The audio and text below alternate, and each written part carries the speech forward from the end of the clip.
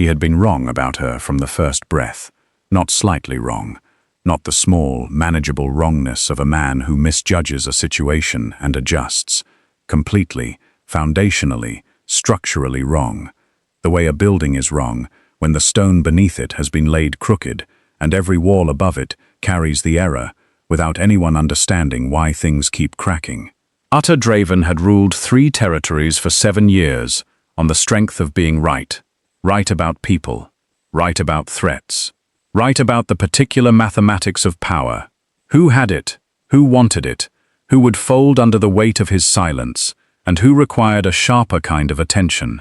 He had been right so consistently and for so long that the being right had stopped feeling like an achievement and had become simply the texture of his days. The way breathing was not an achievement. The way the northern sky was not an achievement. Simply there, simply true, simply his. And then, on a Tuesday in early spring, with the last of the cold season still in the air and the training yard mud barely dried from 3 days of rain, Lady Marlow had arrived at his gate. He had not gone to meet her. Alpha Kings did not go to gates for uninvited guests. He had received her in the great hall, in his chair, with his court arranged around him in the careful, practiced way of people who had learned that their presence was part of the message. He had looked at her across the stone floor and made his assessment in the first 10 seconds, the way he made all his assessments, quickly, completely, and with total confidence. He had been wrong about every part of it. He knew this now. Standing in the training yard, in the grey half-light before dawn, alone, with one hand pressed flat against the cold stone of the north wall, the wall that bore, near its top, the fresh scuff mark of a horse's back hoof on a clean landing. A landing he had not made. A landing she had made. On a horse no one had ridden. At a wall no one had cleared. In front of every person in his court. He pressed harder against the stone. He was thinking about the way she had brought Fenrir back through the gate after. One hand loose on the rein, the horse moving beneath her, with the forward, free quality of an animal that had made a decision. Her face composed, not triumphant, not performing, simply done.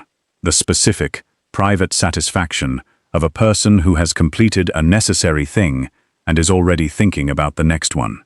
She had looked at him once, briefly, with the dark, steady eyes that had been looking at him since the first moment in the great hall, and had never once, in any of those looks, given him anything he could use to feel comfortable. Then she had walked back to the keep.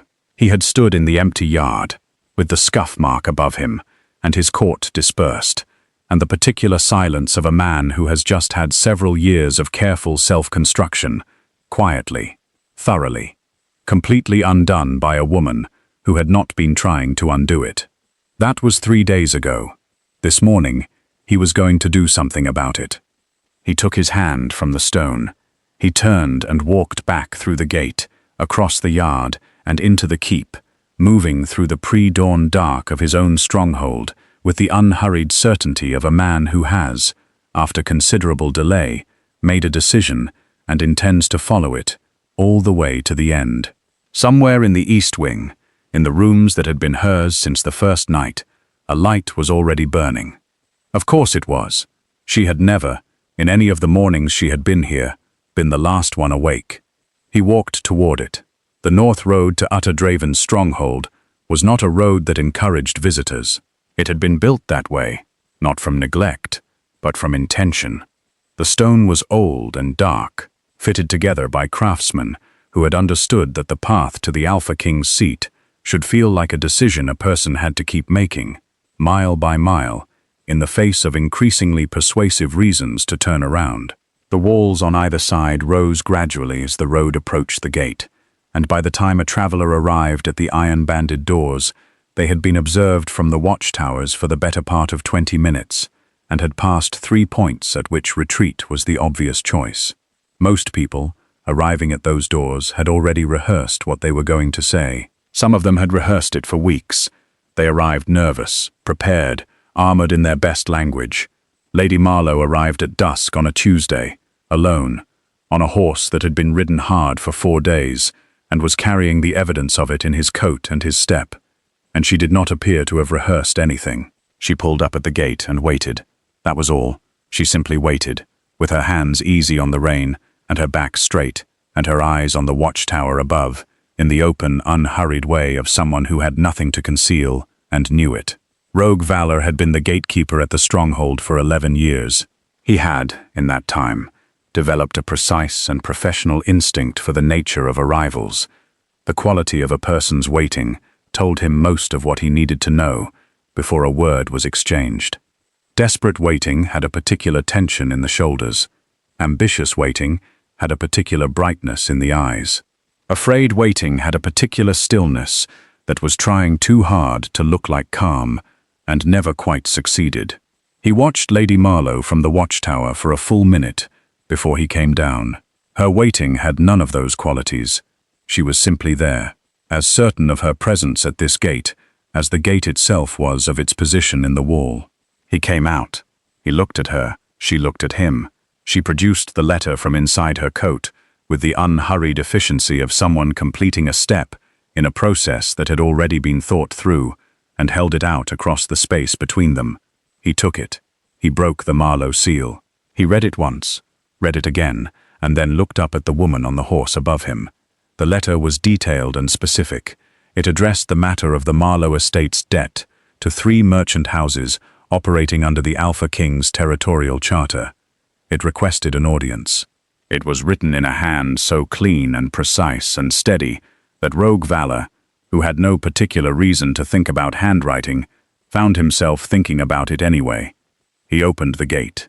Lady Marlow led her horse through without comment, and without the exhaled relief of someone who had not been certain the gate would open. She had been certain.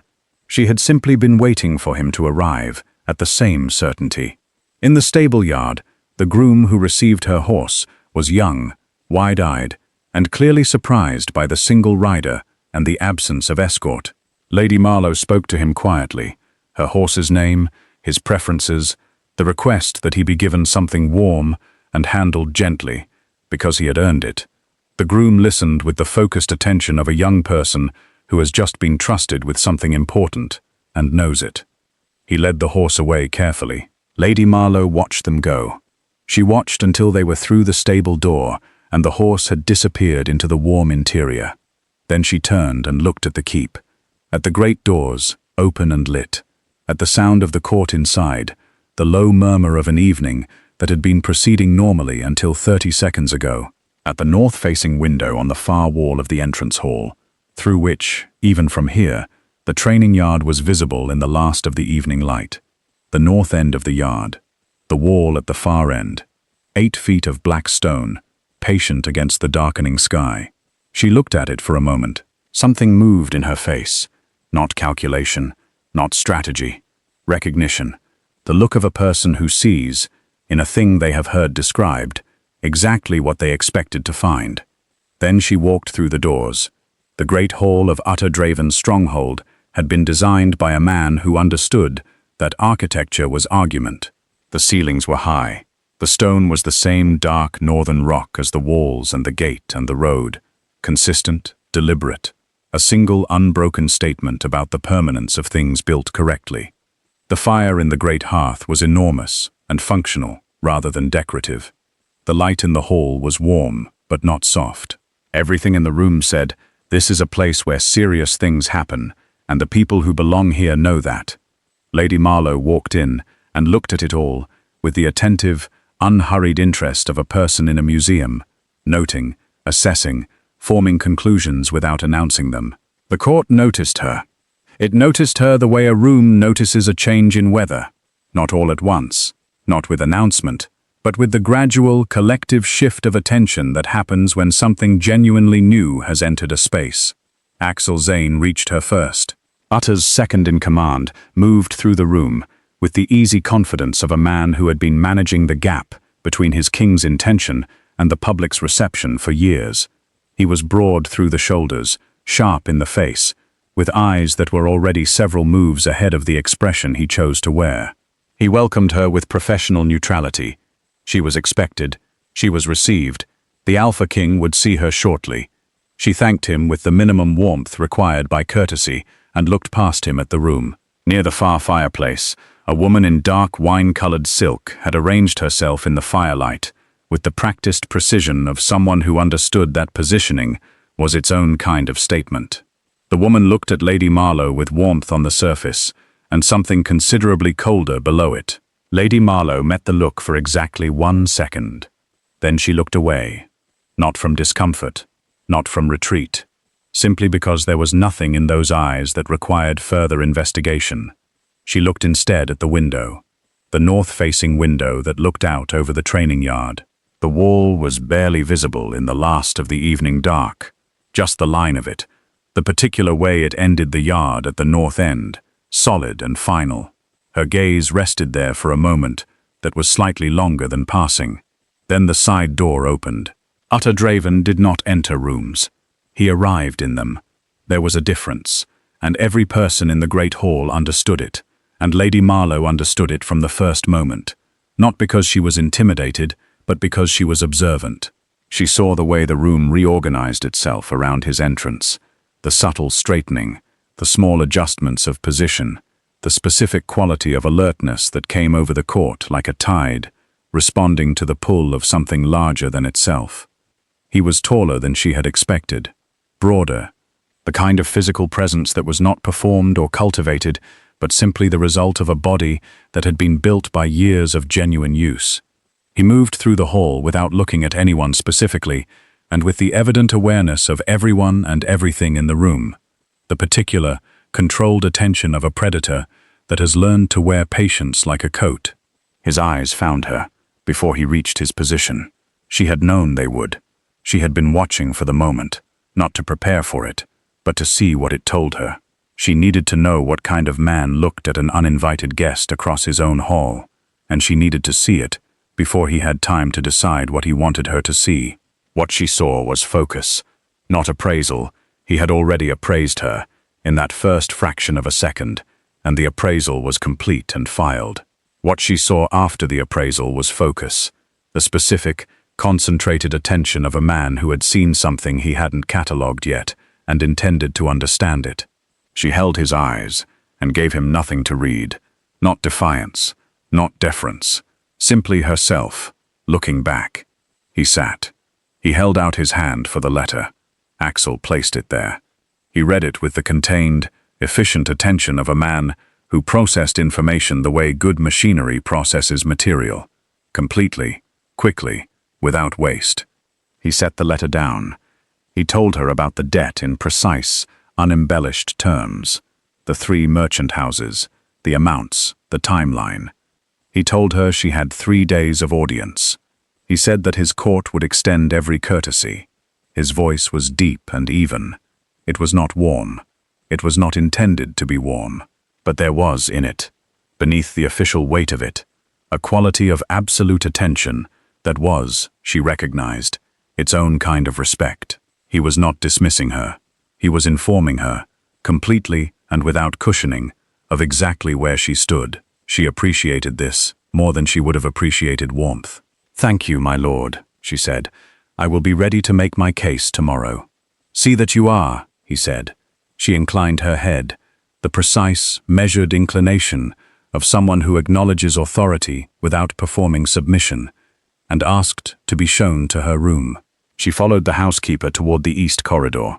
She paused at the window, just for a moment, just long enough to look at the training yard one more time in the dark, at the wall at the north end, now invisible in the darkness, but present.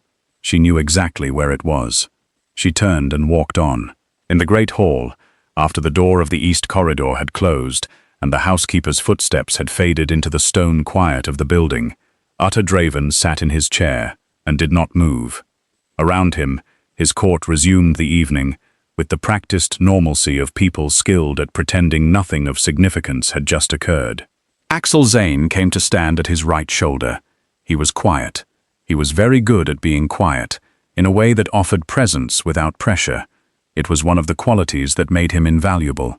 After a long moment, Utter said, "She looked at the training yard." "She did," Axel confirmed. "At the wall, specifically." Yes. A silence. Why? Utter said, very quietly. Would she look at my wall? Axel Zane considered this with apparent gravity.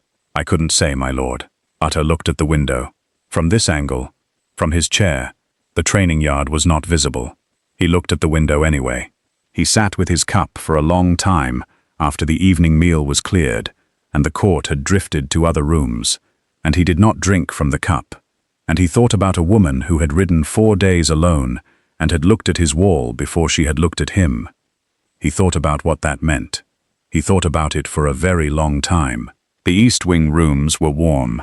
Someone on his household staff, he suspected Axel, who had more emotional intelligence than he ever publicly acknowledged, had ensured a fire, fresh water, and a small tray with honey beside the tea.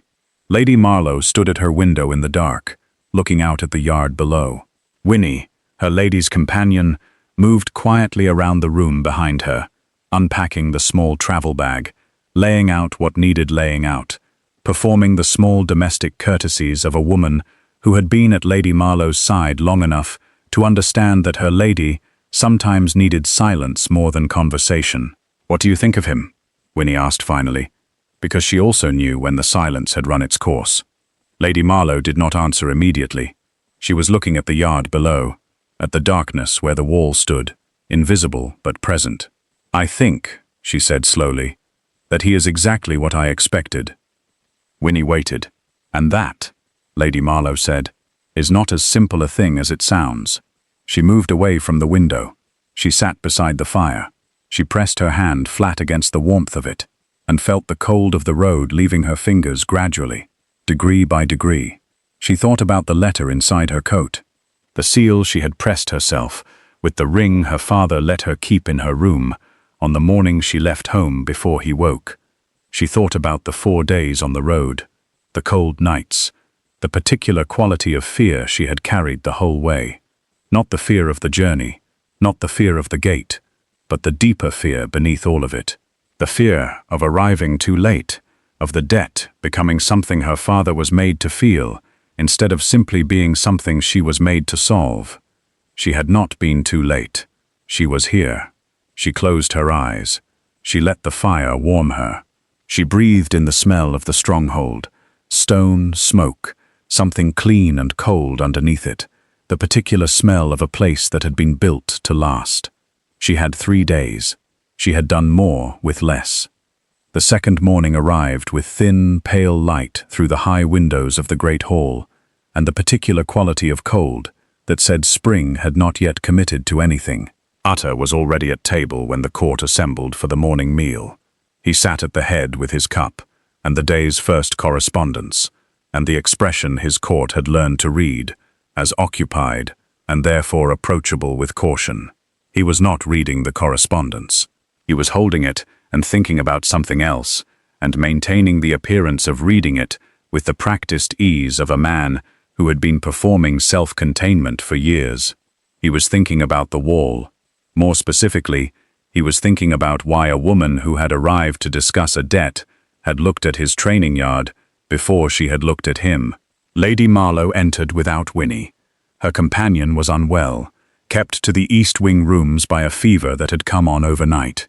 She moved through the hall to the table without being directed, and took the seat with the clear view of both the main door and the head of the table. His jaw tightened almost imperceptibly. She had assessed the room in the same glance she had used last night. She had chosen the seat that gave her the most information. She had done this without pausing to consider whether it was the correct thing to do. She had simply done it, the way a person does things that have become habit because they have been necessary for a long time. She ate with the composed efficiency of someone whose mind was occupied with a separate project. She broke her bread. She drank her tea. She was entirely still in the particular, high-quality stillness of deep thought.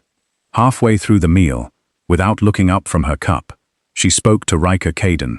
Riker was at the far end of the table, working through his breakfast with the serious attention of a man for whom food was fuel, and fuel was important. He was the kind of person who did not often receive direct address from guests. He was staff, functionally, regardless of his position of trust. Guests spoke over him, or around him, or not at all. She asked him about the drainage at the north end of the training yard, specifically, the angle, the speed of clearance after heavy rain, whether the ground firmed from the wall inward or from the gate out. The table went slightly quieter. Riker looked at her. He looked at the Alpha King. He looked back at her, and there was in his look the particular assessment of a man who has spent his life determining which questions came from knowledge and which from performance. Her question came from knowledge. He could hear it, in the precision of it. He answered her, completely, technically, with the specificity her question deserved. She listened. She nodded once. She returned to her tea. Utter had set down the correspondence without realizing he had done it. Axel Zane, to his right, had very carefully not looked at him. He picked the correspondence back up. He did not read it. After the meal, the court gathered in the great hall with the natural disorder of a morning, with no fixed agenda. Small conversations, movement, the particular social choreography of people who have learned each other well enough to navigate without effort. Jacqueline moved to Lady Marlow near the east window. She came warmly, smoothly, with the smile of a woman extending welcome and the very precise intention of a woman conducting assessment. She spoke of the northern roads, their difficulty, their isolation, the particular challenge of traveling without proper escort through the late-season cold. She spoke of how admirable it was, truly, to arrive this way, so direct, so unencumbered. Every word was carefully wrapped. Every word landed like a small, elegant weight. Lady Marlow received it all, with complete pleasantness. She agreed where agreement was harmless. She deflected where deflection was required. She gave nothing back that could be held or used or shaped into a different kind of truth. She was, Utter observed from across the room, extraordinarily difficult to provoke, not because she was passive, but because she was paying a different kind of attention than Jacqueline expected. Jacqueline expected a woman managing herself. Lady Marlow was a woman who had already managed herself before she walked into the room. There was a difference, and Utter felt that difference settle in his chest, like a stone dropped in still water, the ripple of it moving outward from a center he had not intended to establish. He crossed the hall. He was not certain, afterward, exactly why he crossed. He had told himself later that it was strategic, that a guest under his roof should not be managed by a member of his court without his awareness, that the situation warranted his attention. This was technically accurate. It was also, and he understood this perfectly well, not the reason. The reason was simpler and less flattering. He wanted to be near the conversation. He said that he had a tradition with guests who came on matters of business. He found it useful to understand something of the nature of a person before discussions began. He invited Lady Marlow to come to the training yard. He described Fenrir, every detail. He held nothing back. The broken bones and refused riders and resigned stable hands. The specific, intelligent intractability of a horse that had decided, early and firmly, that being ridden was not something it was interested in. He described it with the flat precision of a man presenting facts, and not the smallest suggestion that these facts should cause her any particular concern. He watched her face the entire time. She listened to all of it, with the same attentive calm she used for everything, absorbing, processing, not performing the reception of the information, but actually receiving it.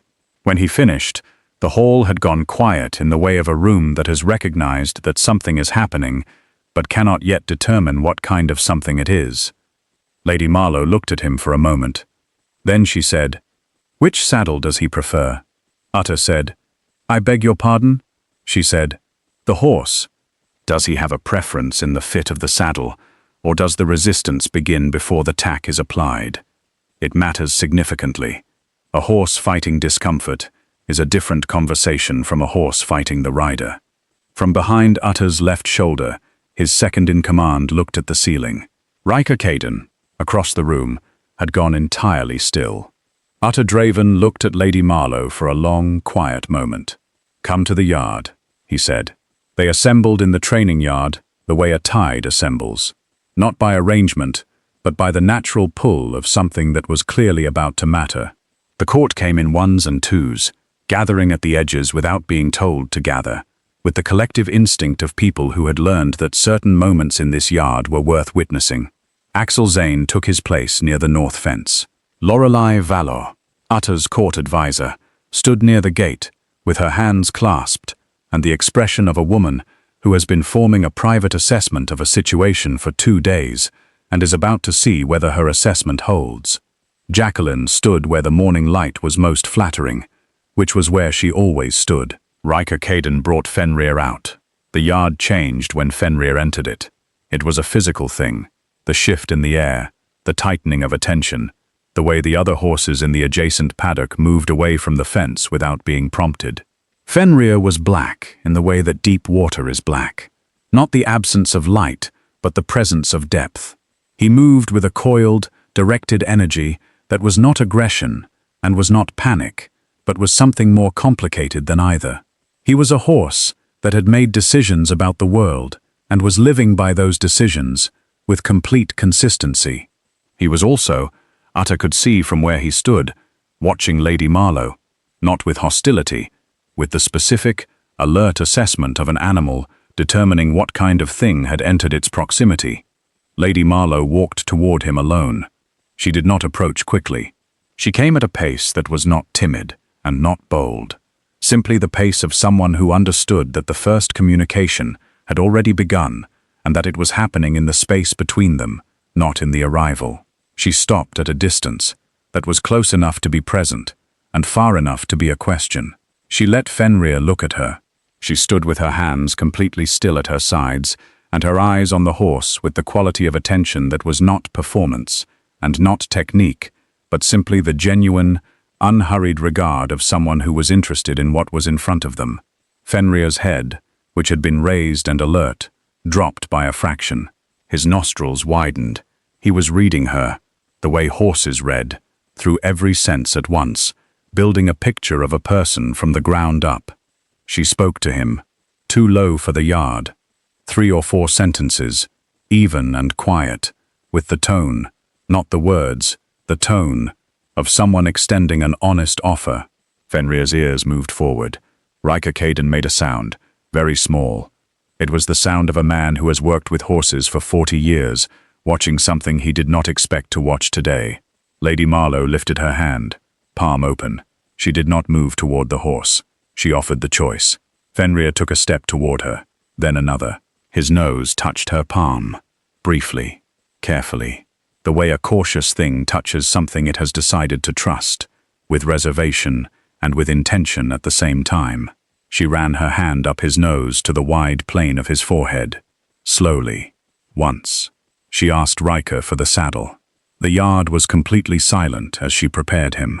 She did it without hurry and without commentary, checking the fit with the hands of someone who knew exactly what they were checking for, adjusting with small, confident corrections, speaking to the horse throughout in the low, continuous, unhurried voice that was becoming, Utter realized, the sound he associated most specifically with her. She mounted. The first seconds were difficult. Fenrir objected, not with the wild, explosive objection of a horse in genuine panic, but with the intelligent, testing objection of an animal that was applying its established method to a new situation and waiting to see if the result would be the same. He dropped his shoulder. He shifted his weight. He questioned. Lady Marlow answered every question. She answered not by overpowering, but by being present, her seat deep and still, her hands quiet, her body moving with each test rather than against it. She was not fighting the horse. She was in conversation with him. And the conversation had a quality that was, Utter had seen enough horsemanship in his life to recognize this, and it moved through him with the particular shock of something recognized, mutual. The horse was listening to her, not because he had been made to, because she was saying something worth listening to. The moment Fenrir settled came quietly. No drama, no sudden submission, simply a choice. The horse chose, and in choosing, lengthened through his body and moved forward with the free, honest stride of an animal that had decided to participate in rather than endure what was happening. The yard breathed. And then Lady Marlow turned him north. The understanding moved through the assembled court, the way cold moves through a door left open. Instant and complete and impossible to stop. Every pair of eyes went to the wall, then back to her, then to Utter. Utter did not move. His hands were at his sides. His face was completely still. He was watching her approach the wall with the specific, deep, unbreathing attention of a man watching something happen that he does not have a category for yet. She built the approach with the same steady patience she had used for the whole ride, feeling for the angle, the rhythm, the point of commitment. She was not guessing. She knew this ground. She had asked Riker about the drainage angle at breakfast, and she had filed his answer, and she was using it now, adjusting her line by a fraction to account for the firmer ground along the eastern edge of the wall's base. She committed. Fenrir rose. The jump was clean and true, and had in it none of the uncertainty that uncertain things have. It was the jump of a horse and rider who had, in the space of 20 minutes, built enough trust to ask for something large and receive it. The stone cleared the horse's hooves with a margin that spoke of genuine height. They landed on the far side, in a single, solid impact that rang across the yard like a struck note. 3 seconds of perfect silence. Then, Axel Zane began to clap. Once, twice, slowly, alone. The deliberate, marking applause of a man saying, "This is real, and it deserves to be acknowledged." Others joined. Gradually, the yard filled with sound. Utter did not clap. He stood at the edge of the yard and felt something moving through his chest that he had not felt in a very long time. Something warm and specific and deeply, inconveniently not under his control. He stood with his hands at his sides and his face entirely still, and felt it move through him anyway. This warmth, this pull, this completely unwelcome and overwhelming sense of a thing being more than he had given it credit for being. Lady Marlow brought Fenrir back through the gate, with one hand loose on the rein. She slid down. She put her hand briefly on the horse's neck, a single, quiet gesture of acknowledgement, not for the yard, not for anyone watching, simply between her and the animal. Then she gave him to Riker. Riker received him. He looked at Lady Marlow. He looked at the horse. He looked back at Lady Marlow, with an expression that required a moment to identify. It was reverence. Lady Marlow's eyes came to Utter last. She looked at him for one moment, one clean, direct, entirely unreadable moment, and said, "I will be ready to discuss my father's debts whenever you are, my lord." She walked back to the keep. The yard emptied gradually. The court dispersed back to the warmth of the keep, carrying the morning's event in their expressions and their voices. Utter did not move. He stood at the north end of the yard, alone, with the scuff mark above him on the stone, and the empty space where she had stood, and the ringing silence of a yard that had just witnessed something it was going to discuss for a long time. He felt the ache of it in a specific place in his chest. Not pain, not quite. The feeling of something that had been very tightly held beginning to loosen. The particular, almost unbearable feeling of a muscle releasing that has been clenched for years without the person knowing it was clenched. He had built this yard. He had trained in it every morning for 7 years. He had attempted that wall 3 times and failed it 3 times, and had told no one about the failing, and had told himself the not telling was dignity. She had cleared it in 20 minutes. On a horse, she had met 20 minutes before that. She had not looked at the crowd when she landed. She had looked at the horse. He pressed his hand against the cold stone of the wall. He pressed hard, as if the pressure could anchor him to something stable. He was not, he understood, anchored to anything stable at the moment. He was not, he understood, going to be anchored to anything stable for the foreseeable future. He had been wrong about her. He had been wrong from the very first breath. And this was the part that moved through him slow and warm and enormous. He found he was not sorry about it. Lorelei Valor had been checking things for 20 years. She had checked things under Utter's father and under Utter himself. She had checked border treaties and merchant agreements and the provenance of seals on documents that arrived claiming to be what they were not. She did it without drama, without announcement, and without ever letting the checking feel like suspicion. It was simply the thing she did, the way a good physician checks a patient's pulse, not because they expect to find something wrong, but because not checking is how something wrong becomes something irreversible. She checked the Marlow letter's seal on the morning of the third day. She checked it because the hand had stayed with her. That specific, particular hand, clean and steady and self-possessed. She consulted her record of the Marlow estate's previous correspondence. She sent quiet notes to each of the 3 merchant houses. By mid-morning she had her answer. The merchant houses had received no petition. No letter had been dispatched from the Marlow estate on this matter. No correspondence of any kind had preceded Lady Marlow's arrival. The seal was authentic. The estate was authentic. The debt was authentic. And the letter, every word of it, every precise and carefully chosen word of it, had been written by a woman who had taken a seal that had always been freely given and used it for a purpose its original holder did not know about. Lorelei sat with this for 2 hours. She sat with it the way she sat with all significant things, letting it be the size it was, not rushing to the interpretation, not deciding what it meant before she had fully understood what it was. What it was. Lady Marlow had come here on her own. She had not been sent. She had not been dispatched by creditors or advisors or any party external to herself. She had looked at her father's situation, looked at the man whose territorial charter governed the merchant houses to whom the debt was owed, calculated the odds, written a letter, sealed it, and ridden 4 days alone to deliver it in person. The audacity of it was remarkable. The precision of it was more remarkable. She had not lied. She had presented true facts in a true sequence for a true purpose. She had simply omitted the fact that the dispatch had originated from herself. Lorelei gathered her documents. She went to find Axel Zane. Axel sat with it for considerably less time. He was a man of sharp instincts and the confidence to act on them, which was precisely why Utter kept him at his right hand. He read the documents Lorelei placed in front of him. He looked at her. She looked back. He went to find Utter. He found him in the private hall, working through the afternoon correspondence with the focused efficiency of a man applying himself to a task, because the task was in front of him, and because the thing he was actually thinking about was not something he was prepared to apply himself to yet. Axel placed the documents on the desk. He did not speak. He let Utter read. Utter read.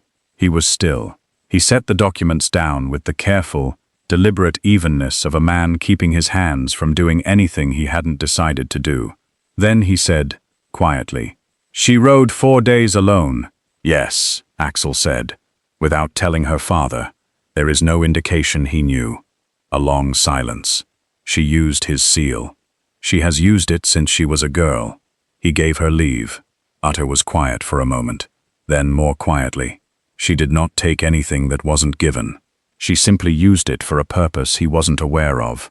Axel Zane looked at the man across the desk. He thought several things. He said, "What would you like me to do, my lord?" "Nothing yet," Utter said. "Send Lorelei to me this evening." Axel left. Utter sat alone with the documents, and the afternoon light, and the particular, complicated stillness of a man who has just received information that has rearranged several things, and is not yet certain what the new arrangement looks like. Riker Caden found Axel in the stable corridor later that afternoon. He had something to say. He had been deciding whether to say it since the morning, and he had arrived at the conclusion that the deciding was finished. He told Axel about the woman who had come before, 3 years ago. The woman who had been Utter's chosen partner before she left for the south, and the warmth and the softer life she had needed, and been right to choose. That woman had come to the training yard on a clear morning with something to prove. She had attempted Fenrir. She had lasted 30 seconds and had wept quietly afterward, which the stable hands had not seen, or had chosen not to see. He had never mentioned it. It had seemed an unkindness to the living to mark the leaving with a story of failure. He mentioned it now because of what he had seen in the yard this morning. He said it plainly, the way a man who has spent his whole life with animals learns to say true things. There were two kinds of bravery. The first kind was loud, and needed an audience, and was fed by the watching. The second kind was quiet, and needed nothing from outside, and did the thing, because the thing was what was needed. He had spent 40 years watching both kinds. What he had seen in the yard this morning was the second kind. It was the rarest thing. He had seen it perhaps 5 times in his life. He wanted the Alpha King to know. Axel Zane held this information for a moment. Then he said, "I'll tell him." "Tonight," Riker said. "Tell him tonight." Utter was walking the north corridor that evening when he heard her.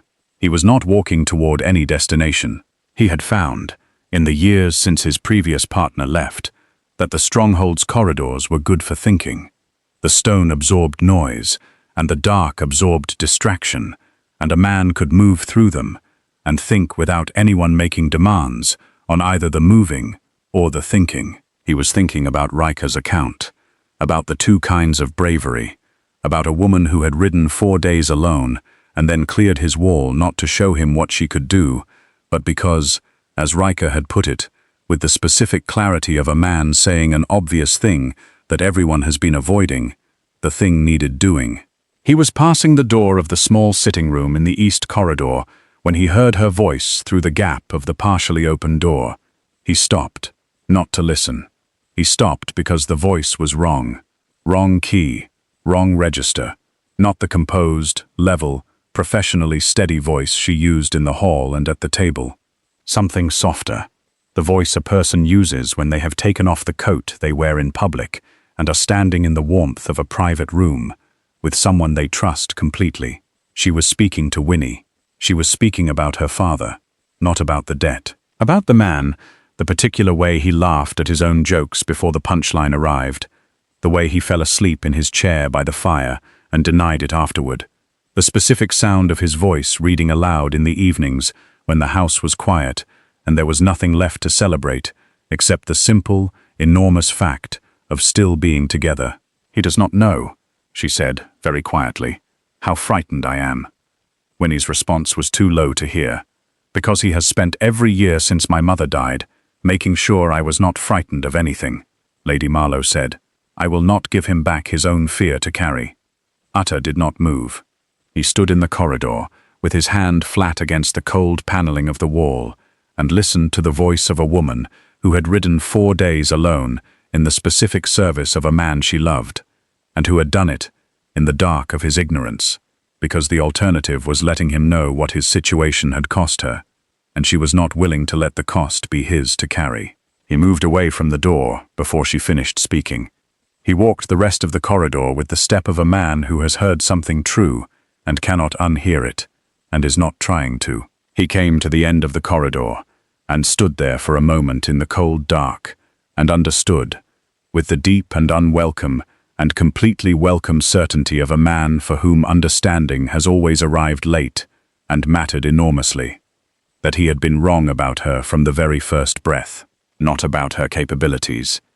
He had recognized those by the second morning, about her nature, about what lived at the center of her, the thing that had made her ride 4 days and forge a letter and clear a wall and deflect Jacqueline's careful cruelties and ask which saddle the horse preferred. It was not ambition, it was love. Simple, entirely clear-eyed, entirely selfless love. The kind that does not announce itself because it is not performed. The kind that simply does the next necessary thing, and the thing after that, and the thing after that, without asking to be witnessed. He stood in the corridor for a long time. Then he walked to his private hall and sat down by the fire and stared into it for longer still, feeling something loosen in his chest that had been tight for 3 years, and wondering what he was going to do about it. The third morning brought trouble from a direction Utter had not been watching. Lorelei Valor placed the document on his desk before the morning meal, a letter intercepted from the outgoing courier. The letter bore a signet that was not Jacqueline's, but had been accessed through connections that were. It was addressed to the senior partner of one of the 3 merchant houses, named in the Marlow debt. It suggested, in the warm, concerned language of someone acting in the kingdom's best interests, that the Alpha King was unlikely to extend favorable terms to the Marlow petition, and that any expectation of settlement should be adjusted accordingly.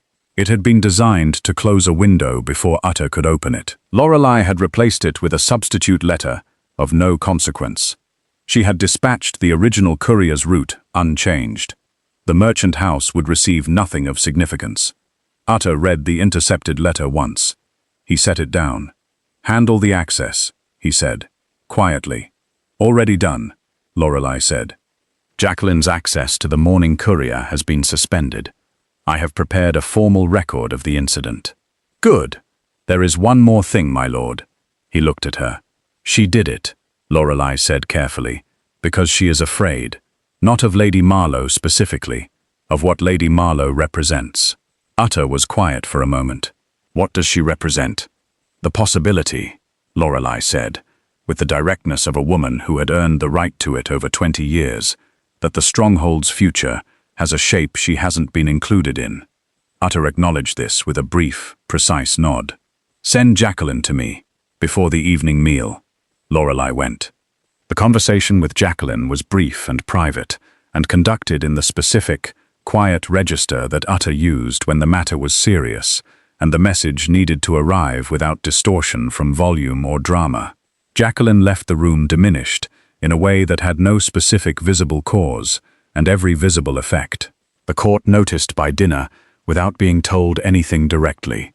Courts were very good at this particular kind of noticing. That evening, the sky over the stronghold went the deep, clear blue of a cold spring night, fully committed to being beautiful, and Utter found himself in the east courtyard, without having made a conscious decision to go there. He was thinking. He had been thinking all day, through the correspondence and the meal and the brief, necessary exchange with Jacqueline and the long afternoon that followed it, thinking about what Lorelei had said and what Riker had said and what he had heard through the corridor door the night before, thinking about the wall and the horse and the letter and the seal, thinking about what he was going to do. Lady Marlow was at the stone well. He had not expected her to be there. He had not been going there specifically. He stopped when he saw her, briefly, in the way of a man who has found something he was not looking for and is taking a moment to understand what that means. She had a bucket. She was drawing water with the matter-of-fact purpose of someone whose hands needed a task because her mind needed room to move.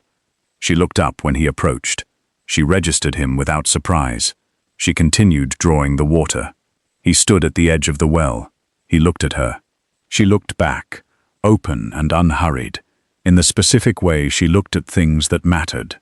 He said, "I know about the letter." The bucket came to rest on the stone rim. She looked at him without flinching. "I thought you would. You wrote it yourself." "Yes. You used your father's seal without his knowledge." "I have had leave to use that seal since I was 12 years old," she said. "My father said I had a steadier hand. He was right. I used it for a purpose he was not aware of. I did not use it falsely. Everything the letter says is true." He looked at her. "You could have told me the truth of the dispatch when you arrived." "I could have," she agreed. "I chose not to." "Why?" She was quiet for a moment. The courtyard was very still, the particular stillness of a place that has gone dark and quiet, and is holding the conversation happening in it, with the specific, patient attention of old stone. "Because," she said, "a woman who arrives alone at an Alpha King's gate and announces that she wrote her own letter and sealed it herself and rode 4 days without telling anyone where she was going, is not a woman who receives a formal audience. She is a woman who receives a guard and a very clear instruction about the direction of the nearest road. And a woman who arrives with a sealed letter from an established house," he said slowly, "receives 3 days. Yes, you gave me what I needed to make the right decision. I gave you what the situation required," she said, "nothing more and nothing less." He stood at the well and looked at her across the stone rim in the blue evening dark, and felt the particular sensation he had been feeling since the first moment she looked at him in the great hall, the sensation of being seen, not assessed, not evaluated, not measured for usefulness, simply seen, with the clean, honest attention of someone who looked at things as they were, rather than as they were most convenient to be. "The wall," he said. The corner of her mouth moved. Not quite a smile. "The wall." "Why?" She looked at him steadily. "You have been staring at it for 3 years," she said. "I could see it the first night, through the window, the way it sits at the north end of your yard, and the way your court doesn't look at it, the way you don't look away from it." She paused. "I know what it is to carry something like that." His chest was tight. "And what is it?" "A decision you made about yourself," she said quietly. "That isn't finished being decided." The courtyard was completely silent. Utter looked at her. He looked at her the way he had looked at the wall the first morning after she cleared it, with the specific, unhurried attention of a man reconsidering a conclusion he had held for a long time. "Were you frightened?" he asked. "The whole time. The ride, the gate, the hall, the yard." Her dark eyes were entirely steady. "I was terrified," she said. "Every day of the 4-day ride, every hour in your hall, every moment in your yard. A beat. I have simply found that terror is not a sufficient reason to stop doing a necessary thing." Something in him shifted. Something deep and load-bearing and long-established shifted, the way ground shifts in early spring when the frost beneath it finally releases, slowly, completely, without any possibility of return. "Walk back with me," he said. They walked the length of the east corridor in a silence that had no weight in it, not uncomfortable, not careful, simply the silence of two people moving in the same direction, who have run out of the need to fill the space between them with anything other than their own presence. At her door, she stopped. She turned. "Thank you," she said. "For what?" She considered. "For the 3 days," she said, "and for hearing the question underneath them." He looked at her for a long moment in the warm, dim light of the corridor. The candles in their brackets burned with patient, indifferent warmth on either side of them. She was close enough that he was aware of the warmth of her, the specific living warmth of a person who has been cold for a long time and has finally come in from it. He reached out. It was a small thing, so small it could have been nothing, could have been accidental. His hand, raised, the back of his fingers coming to rest for just a moment against the line of her jaw, barely touching, the gesture of a man checking whether something is real. She was real. She did not move away. She held his eyes with the same open, unhurried regard she brought to everything, and in her eyes was something warm and deep and very specific, the particular warmth of someone who has been doing a very difficult thing alone for a very long time and has just, for the first time, been touched with the gentleness that difficult things deserve. He lowered his hand. "Good night," he said. "Good night, my lord," she said. He turned and walked away. He made it 3 steps before every muscle in his body told him to stop. He did not stop. He kept walking, because stopping would have meant turning around, and turning around would have meant going back to that door, and going back to that door was not something he was going to do tonight. Tonight, he was going to do the harder thing, which was to walk back to his private hall and sit with the full, enormous, completely overwhelming recognition of what had just happened to him, and decide what he intended to do about it. He walked. He did not look back. But the not looking was enormous. It was the largest thing he had done all day, and in the morning he was going to stop doing it. Utter had sent Daxton Blaze south 3 days ago. He had told himself he sent him for due diligence, that the Alpha King should have a full accounting of the Marlow situation before any formal decision was made. This was true. It was not the whole truth. The whole truth was that something in what he had heard through the corridor door had lodged in him like a splinter in deep wood, his last good years. And he had sent Daxton because not knowing was becoming a kind of pain he was not willing to continue carrying. Daxton returned on the morning of the 4th day. He was a quiet man. Physicians learned quietness the way soldiers learned stillness, because the alternative was worse than the discipline required. He placed 2 documents on Utter's desk, with the careful, precise movements of a man who had learned to let the information do its own work without amplification. The first document was financial, complete, Accurate, thorough, every debt itemized, every creditor named, every date of obligation recorded. The second document, Daxton placed with a different quality of care, the care of something that mattered more than it was comfortable to carry. Lord Marlow was ill. Progressively, quietly, irreversibly ill.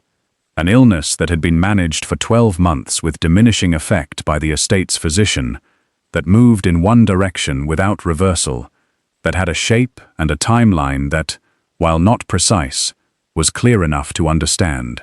Lady Marlow had known since the previous autumn. She had told no one outside the house. Utter read the document once. He set it down. He placed both hands flat on the desk and looked at the window, at the grey spring morning outside, at the training yard below, at the wall at the north end, solid and patient. His last good years. She had known. She had known since autumn that her father was dying, and she had spent the month since then managing the knowledge alone, carrying it through every daily interaction, every careful conversation, every deliberate reduction of the debt's full horror in the accounting she gave her father each week, so that he would not be burdened by the weight of his own situation in the time remaining to him. She had ridden 4 days. She had walked into this stronghold. She had stood in the training yard in front of a court of strangers and asked which saddle the horse preferred, and none of them had known. None of them had looked at her and understood that the steadiness they were watching was the steadiness of a woman carrying a grief so large it had become the architecture of her days, and who had decided that the architecture would hold because it had to. Utter rose from the desk. He walked to the window. He pressed one hand against the glass and looked at the yard below. He had spent 4 days assessing her. He had been thorough. He had been careful. He had been wrong at every point at which he was most certain. He had not seen any of this. He had not seen it because he had been looking at her the way he looked at everything. From the outside, from above, from the position of a man whose job was assessment and whose habit was control. He had not looked at her the way she had looked at him, without armor, without position, simply and honestly, as a person looks at another person they intend to understand. She had understood him in 3 days. He had not begun to understand her until he stood in a corridor in the dark and heard her speak in the voice she used when no one was watching. He was going to have to do better than that. He called for Axel Zane. Axel came. He stood across the desk and listened while Utter told him about Daxton's report. Briefly, completely, with the specific precision of a man who was done choosing what information to manage and what to speak plainly. Axel listened. He was quiet for a moment after. Then he said, "What will you do?" "What I should have done 3 days ago," Utter said. "I am going to go to the stable, where she will be, because she is always at the stable in the morning, and I am going to tell her that nothing she came here asking for is contingent on anything other than the asking." "And the other thing?" Utter looked at him. "What other thing?" Axel Zane looked back at his king with the steady, fond exasperation of a man who has served him for years and knows all the ways he chooses to be obtuse. "The other thing," he said simply. "The thing that has been happening since she asked which saddle Fenrir preferred." Utter was quiet for a moment. Then, "That too." Axel nodded. He turned to leave. "Axel," he paused. "Do I?"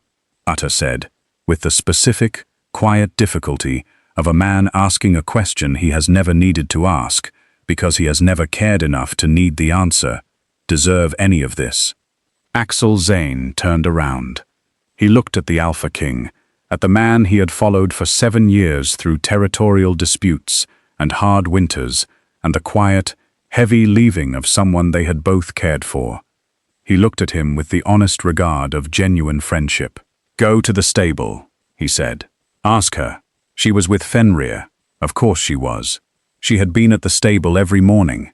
Riker had mentioned it in passing, in the careful, indirect way of a man who wanted the information to travel without being seen to deliver it. She came early, before the yard was active, and she brushed Fenrir out with the long, easy strokes of someone who had decided that an animal which had not been touched with patience deserved patience, and had appointed herself to provide it. The horse stood with his head low and his great dark eye soft, in a way that Riker had not seen Fenrir's eye look in 2 years. The colt, Fenrir's, was in the corner of the paddock, testing the fence with the curious, reckless energy of a young thing that had not yet learned about limits. Lady Marlow looked up when Utter came through the stable door. She said his name, not his title, his name, the given name, said with the simple, direct warmth of someone who had decided on the familiarity and was not performing the decision. It moved through him like the first warm morning after a long winter. He felt it in his chest and in his hands and in the specific, unmanageable place behind his sternum where he had been keeping the last 3 days of this woman's presence, carefully and unsuccessfully contained. He came to the box. He stood at the door. He told her about Daxton's report. He told her plainly, without softening, because she was a woman who deserved plain truth and had been managing carefully softened versions of it for too long already. He watched her face receive it. She knew. He could see that she knew, but the receiving of it from him was different from the carrying of it alone, and her face showed this in the specific, quiet way of someone who has been holding a thing at arm's length for months and has just been offered the possibility of setting it down. She set the brush on the shelf. She looked at him. He told her about the debts, all of them, every merchant house, every farthing, every creditor. He told her about Daxton's permanent placement and the land cleared of every lien and the accounts settled. He told her that her father would not wake tomorrow morning to the weight of it, or the morning after, or any morning, for the rest of his life. Her eyes went very bright. She held them. She held them the way she held everything that cost her, with the complete, quiet discipline of a woman who had decided that her own emotion was something she would manage herself and not make someone else's burden. He could not watch her do that and stay across the box from her. He stepped forward through the straw. He came to her side, close enough that the warmth between them was no longer a question. He reached out and took her hand, not dramatically, not with the performance of a gesture, simply his hand finding hers and closing around it the way a hand closes around something it has been moving toward for days without knowing how to complete the movement. Her fingers were cold. They warmed almost immediately in his. She looked up at him, all the way up in the close space between them, with dark eyes that were open and warm and holding more than either of them had words for yet. "There is something else," he said. His voice was lower than before. "Something that is harder than the practical things." "I know," she said quietly. "Do you?" "Yes." He looked at her, at the specific, clear-eyed steadiness of her, at the warmth in her eyes that was not performance and not hope, but something more grounded than either, the warmth of a person who has seen something true and is acknowledging it honestly. "Stay," he said. The word came out simple and direct and completely true. "Not for the arrangement, not for the debts. Stay because I have not been able to account for where you are in this building for 4 days without looking, and because every room you have walked into has felt different after you walked into it, and because the only way I know to explain that honestly is to ask you not to walk out of the last one." She was quiet for a long moment. The stable was warm around them. Fenrir breathed slow and easy. The colt nosed at the fence. The morning light was strengthening through the high windows, pale and golden at the edges, the particular light of a spring day deciding to become itself. She said, "My father comes here, whenever he wishes, for as long as he wishes, with Winnie and Daxton and his books and his chair by the fire. This stronghold becomes as much his home as his own, in every possible way, for whatever time he has. He is surrounded, always, by people who know him and look after him with the same care he has given everything he loves, his entire life." "Yes," Utter said, without pause. "All of that, yes." She looked up at him. Her hand was warm in his.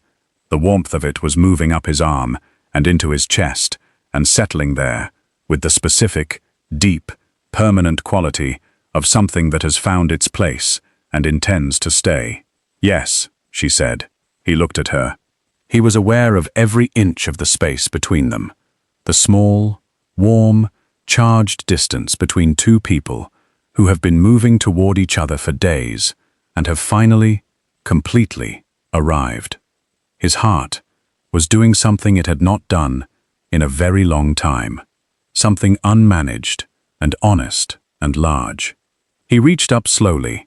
He curved his hand against the line of her cheek, gently, with the full, specific tenderness of a man touching something he has decided he will spend the rest of his life being careful with. She leaned into it, just barely, just the slight, warm pressure of a person accepting something that costs them nothing and means everything. He pressed his forehead to hers. They stood in the warm stable, close and still, with the morning light building around them and the horse breathing slow and easy beside them, and he felt, for the first time in 7 years, the precise, indescribable sensation of being exactly where he was supposed to be. "I need to speak with your father," he said quietly. "Yes," she said, equally quiet. "You do." Neither of them moved for another moment. Then, slowly, he let her go, but only far enough to keep her hand. He kept her hand as he led them both out of the stable and into the morning. The court had known by the evening meal. Not because anything was announced. Utter did not make announcements about things that were true. He made announcements about things that needed to be made true through the weight of public acknowledgement. This needed no such weight.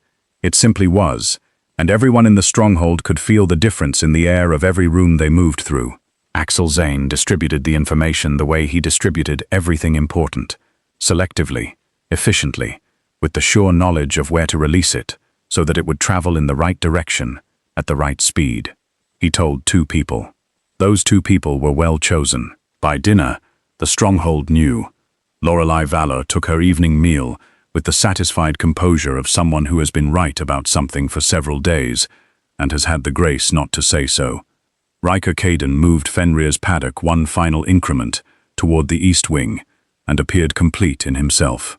Winnie, recovered and bright-eyed and entirely unsurprised, sat at the east wing breakfast table the following morning and wore the expression of a woman who loves someone very much and is watching them receive something they deserve.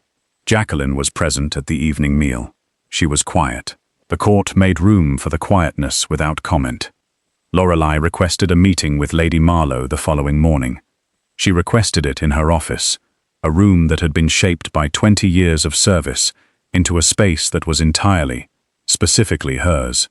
Bookshelves floor to ceiling, documents in perfect order, the particular comfortable authority of a person who has made their work into an extension of their character and is completely at peace with the result.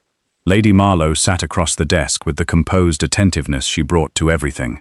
She looked at the room with the appreciative eye of someone who understood what rooms like this meant, what it took to build them, what they represented about the person who had built them. Lorelei asked direct questions about background, about experience with governance, about expectations for the practical shape of the life she was choosing. She asked, without cushioning. She received direct answers.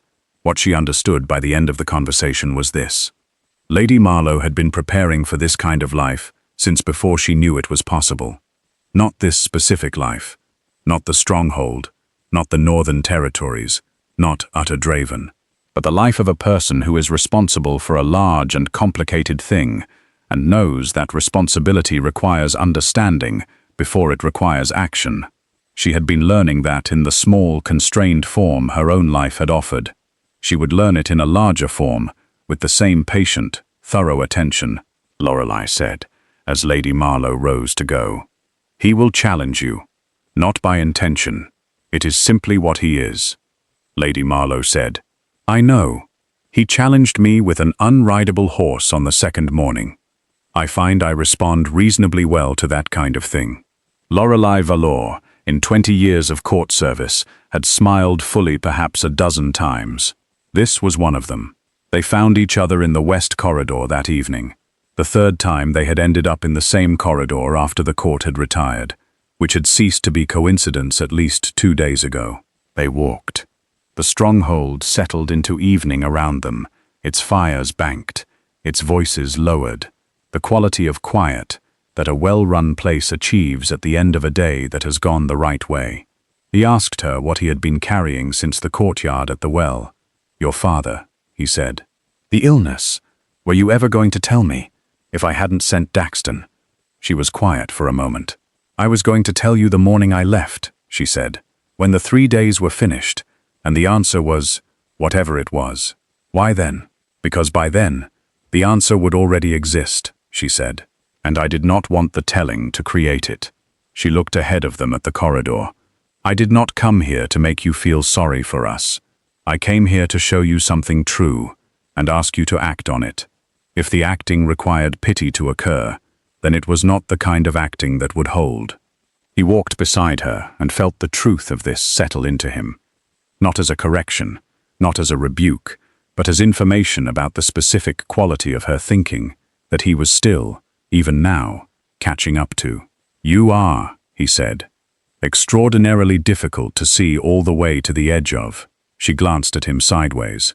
Something warm and quiet moved in her expression. "You're doing better than you were on the first morning." The bar on the first morning was very low. "Considerably," she agreed pleasantly. He almost laughed. The sound that came out was the short, surprised exhale of a man who has not laughed fully in years, and is remembering, in increments, how. She heard it. He saw her hear it, saw the small, warm attention she gave it, filing it away with the same careful regard she gave everything that mattered. They had reached the high window at the end of the corridor. The east courtyard below was dark and still. The well was a pale circle of stone in the darkness. He looked at it. "That night at the well," he said. "Yes, I came there to confront you about the letter. That was my intention. I know it was. I did not end up doing that." "No," she said. "You ended up asking me if I was frightened." He turned to look at her.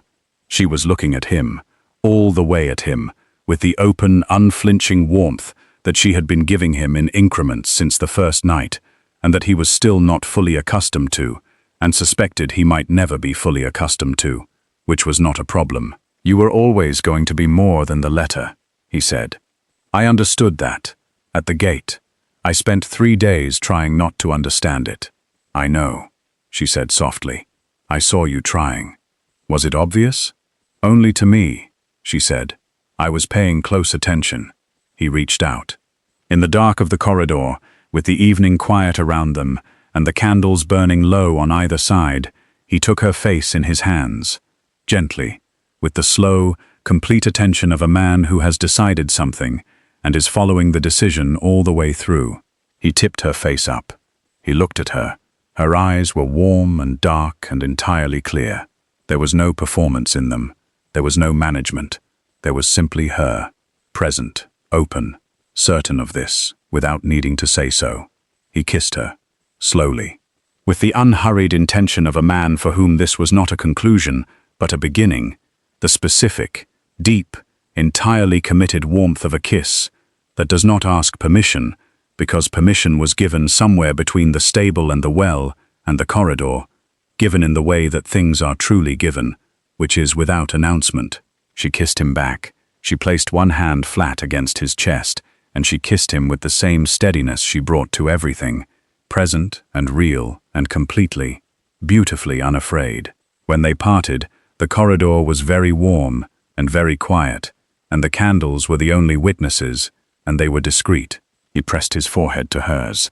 He could feel her breath and the warmth of her skin, and the specific, living reality of her presence, which had been in his peripheral awareness for 4 days, and was now, finally, directly in front of him where he intended it to stay. "I need to speak with your father tomorrow," he said. His voice was very quiet. "Yes," she said, "in the morning. Early. He is always up early. He says sleep is for people who have finished everything they want to do." He pulled back just enough to look at her. Something moved across his face, something warm and surprised and new. "I think," he said carefully, "that I am going to like your father very much." "Yes," she said, with the quiet certainty of someone who has already done the calculation. "You are." Lord Marlow arrived at the stronghold on a Thursday, 7 days after his daughter's 3-day visit had officially concluded. He came in the best carriage Utter's stable could provide. Sent south the morning after the stable with Daxton, and a letter that was brief and plain, and said precisely what needed to be said, and nothing more. Lord Marlow had read the letter once, had sat very still in his study for a long moment, and had then called for Winnie to begin the packing. He arrived with 7 crates of books, his favorite chair, his own physician's instruments, and Daisy, the grey mare, 16 years old, who descended from the transport with the unhurried dignity of an elderly horse who had decided that new situations were simply new situations and required no particular drama. Riker Caden received Daisy personally. He led her to the paddock nearest the east wing, gave her fresh hay and a warm stall, and let her take her time. Lord Marlow stepped down from the carriage slowly, with the careful economy of movement that told a truthful story about his body. He was thin, he was bright-eyed, he was wearing his good coat and the expression of a man who had spent the journey preparing himself for whatever he was about to find, and had arrived at the conclusion that whatever it was, he was glad of it. Lady Marlow was in the yard before his foot touched the ground. She came to his side without drama, without the careful performance of not noticing his slowness. She took his arm the way she had always taken it, simply, as if it were the most natural thing, which it was. She stood beside him, and he felt the solid, warm reality of her, and exhaled a breath he had been holding, it seemed to him, for months. He looked at the stronghold. He looked at the yard, the walls, the gate, the high windows of the keep with firelight visible even in the morning.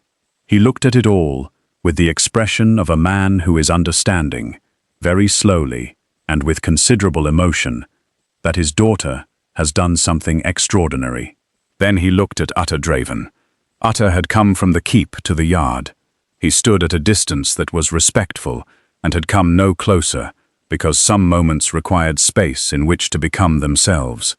Lord Marlow regarded him, an old man's regard, long and thorough, and not unkind, but completely without pretense.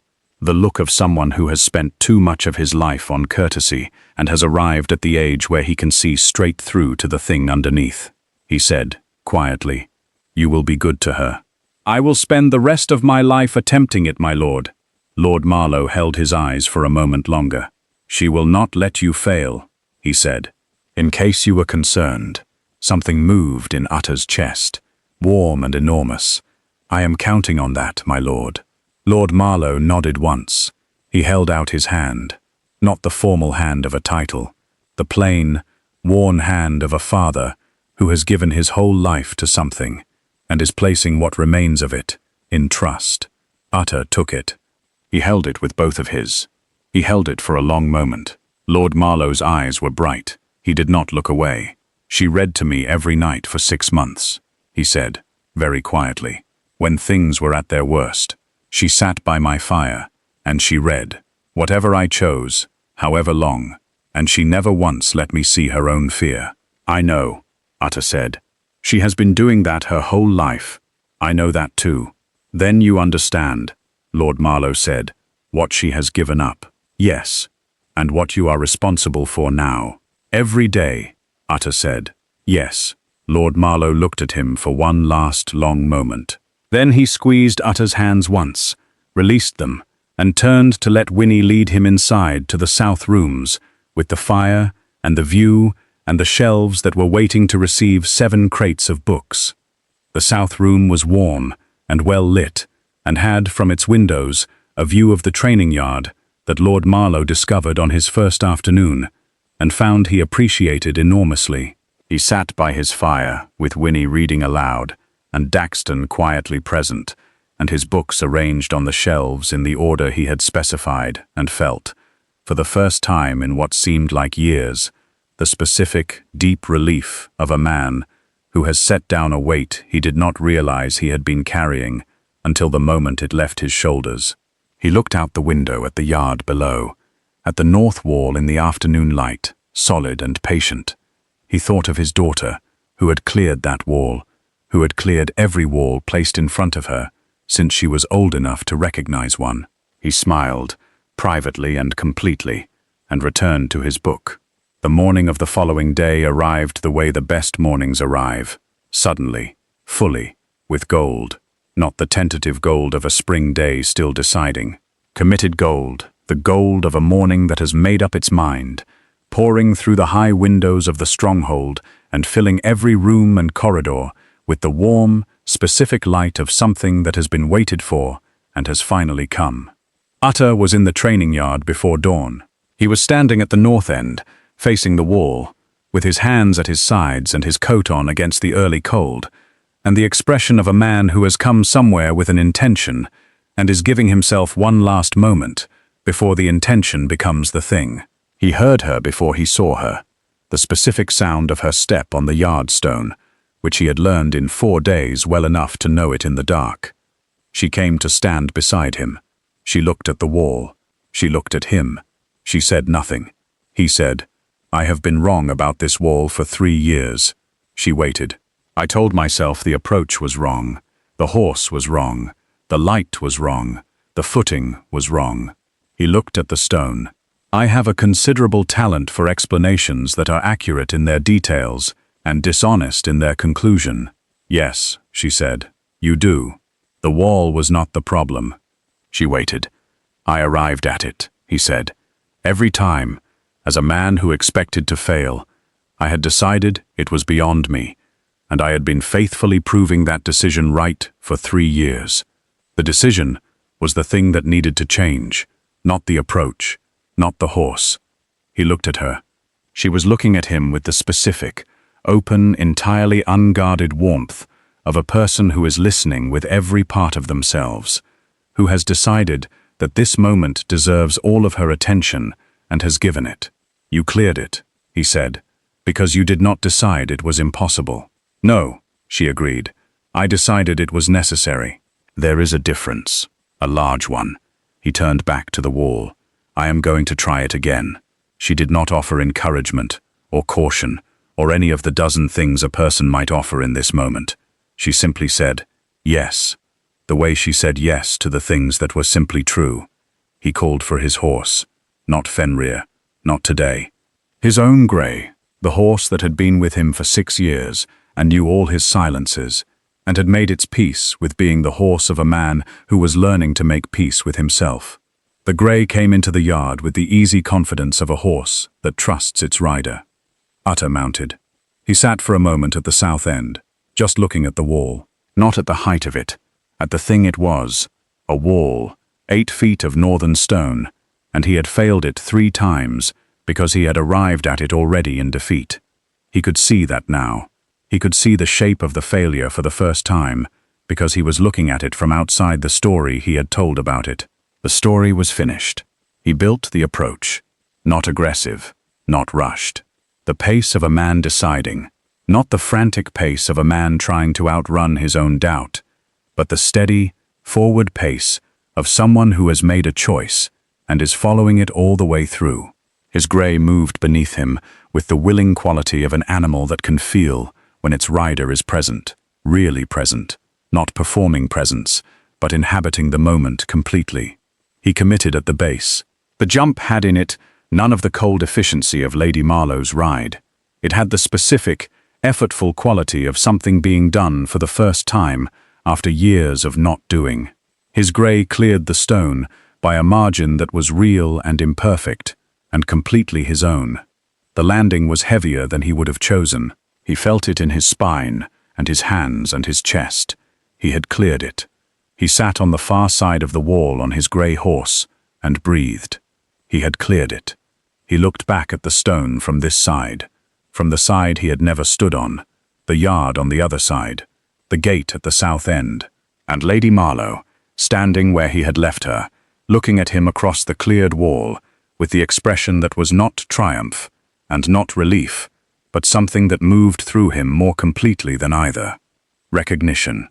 The open, warm, entirely certain recognition of one person seeing another person become more fully themselves, and being glad of it. He rode back around. He pulled up beside her.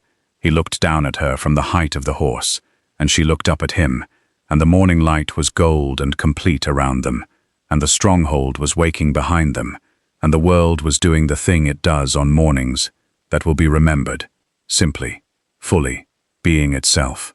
"There it is," she said. He dismounted. He came to stand beside her, close, in the specific, easy closeness they had found and kept since the night in the corridor. He looked at the wall. "You were right," he said. "All it needed was something worth clearing it for." She turned to look at him. In her dark eyes was everything. The 4-day ride, and the forged letter, and the training yard, and the well at dark, and her father's hand in his, and the corridor, and the stable, and all the days between, gathered and present, and entirely clear. He reached for her.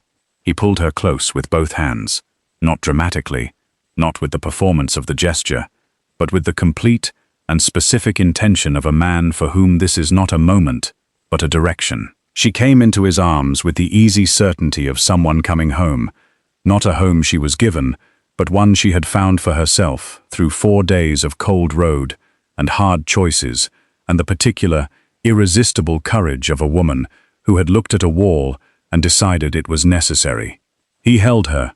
She held him. Around them the yard was gold and quiet, and the morning was fully itself, and somewhere in the south wing, Lord Marlow was reading aloud to no one in particular, because the sound of it pleased him, and Daisy was grazing in the eastern paddock, and Fenrir's colt, Storm, because Lady Marlow had named him Storm, after the night I met you, not the carriage was just how I arrived, was running the lower paddock in the full, reckless joy of a young thing that has not yet learned about walls. He would learn. They all did. But on this morning, in this gold light, Storm ran free, and the buttercups in the lower field were coming up thick, and utter Draven held the woman, who had arrived at his gate uninvited, and changed the shape of everything, held her with both arms, and his whole chest, and the 7-year heavy warmth of a man who had finally, completely, come in from the cold. "My lord," she said, against his shoulder. "My lady," he said, into her hair. "You're going to have to speak to your court." "I know. They are watching from the east window." He did not look. "I know that too. And you're not going to move. Not yet." She was quiet for a moment. Then he felt her laugh, small and warm and completely, specifically her own, rising against his chest like the first true morning of spring. He held her tighter. He was not going anywhere. Storm had been named on a cold afternoon in early spring. Lady Marlow had been at the lower fence watching Fenrir's colt find his legs, the specific, hilarious, glorious uncertainty of a young animal discovering that its body does remarkable things if it lets itself go. She had watched him with the open, delighted attention she gave to things that were young and figuring themselves out. Utter had been standing beside her. He had looked at the colt and said, "He needs a name." She had said, "Storm." He had looked at her. "After the day your carriage broke on the road, after the morning you cleared the wall," she said, "and after the night before that, and the morning before that," she looked at him, "after the whole of it, all of it together. That is what Storm means." He had looked at the colt, at the small, dark, reckless, entirely alive thing in the buttercups.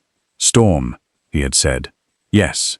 1 year later, on an ordinary Tuesday, Storm ran in the lower paddock, in the full commitment of a colt who had grown into his legs and had opinions about using them. He was dark and glossy and fast, not Fenrir's speed, something different, something that was entirely his own. Fenrir watched from the adjacent paddock, with the dignified approval of an animal that had stopped being difficult because it had decided there was no longer any reason to be. Riker Caden watched them both from the fence, with the expression of a man who has revised several opinions in the last year, and is at peace with every revision. In the south room, Lord Marlow was reading aloud from a history of the Northern Territories that his daughter had given him for his name day, a book so thick and so detailed that he had read it twice and showed every sign of a third. His voice carried through the open window and down into the yard in the warm, unhurried way of a man who has time and knows it, and does not waste a moment of it. Daxton sat nearby with his morning notes, and the quietly satisfied expression of a physician whose patient is, against the measured expectations of 12 months ago, having good days. Better days than anticipated. Days with quality and warmth, and the specific, strengthening medicine of being genuinely loved in a household that has learned to love well. Daisy grazed in the eastern paddock, in the long spring sunshine. She moved at her own pace. She had always moved at her own pace. She would continue to do so. At the lower paddock fence, Utter and Lady Marlow stood in the afternoon. The buttercups had come up everywhere this year, thick, unbroken gold across the lower field, the kind of abundance that made a landscape look like it is celebrating something without knowing exactly what. She had her hand resting on the fence rail. He covered it with his. It was not a declaration.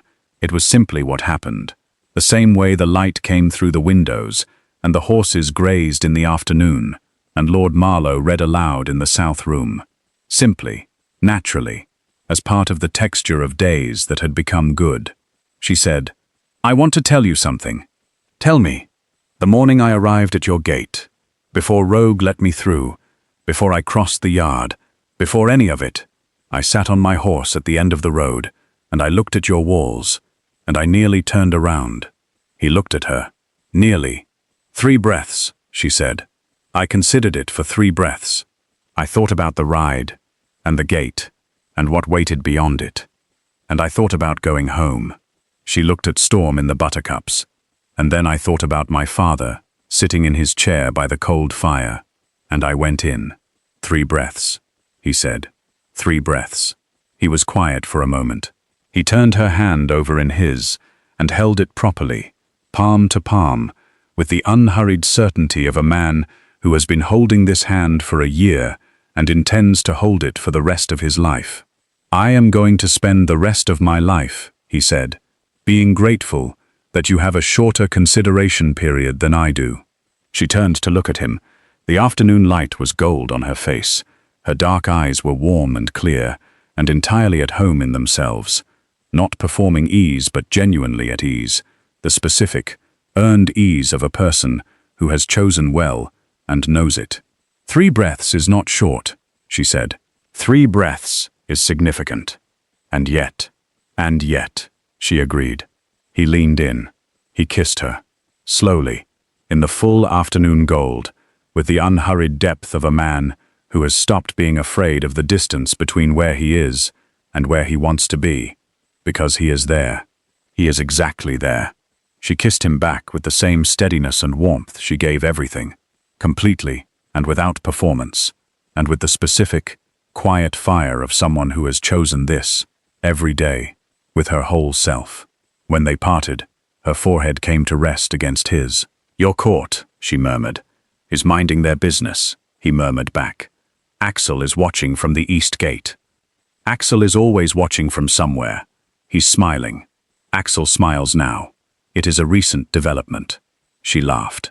The full laugh, the real one, warm and brief and entirely her own, rising in the afternoon air of the lower paddock like the best kind of thing. The kind of thing a man spends years not hearing, and then hears, and cannot understand how he managed the years. He pulled her close.